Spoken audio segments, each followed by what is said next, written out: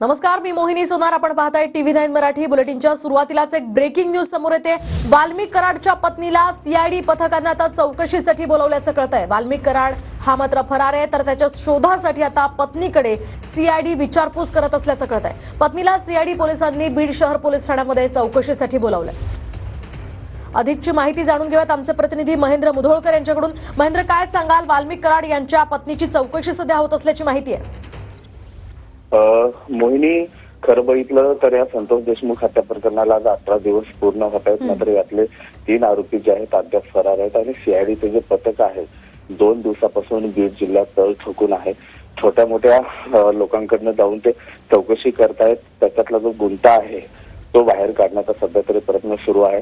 मात्र अजित पवार गटाचे जे नेते आहेत, जिल्हाध्यक्ष आहेत राजेश्वर चव्हाण आणि वाल्मिक कराड यांच्या पत्नीला जे आहे सीआयडीने आता सध्या ताब्यात घेतलेला आहे.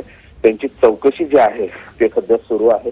परळीतून त्यांना ताब्यात घेतल्याने थेट बीडच्या शहर पोलीस स्टेशनमध्ये त्यांना तिथं आणण्यात आलेलं आहे. आता त्यांची विचारपूस त्या ठिकाणी सुरू आहे.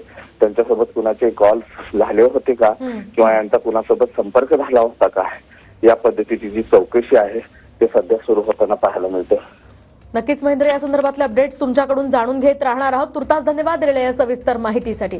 आताची ही महत्त्वाची आणि मोठी बातमी आपण पाहतोय. वाल्मिक कराडवरून सध्या राजकारण चांगलंच तापलेलं आहे. वाल्मिक कराड हा बीडच्या संतोष देशमुख यांच्या हत्येप्रकरणी मास्टरमाइंड असल्याचा सुद्धा आरोप केला जातोय.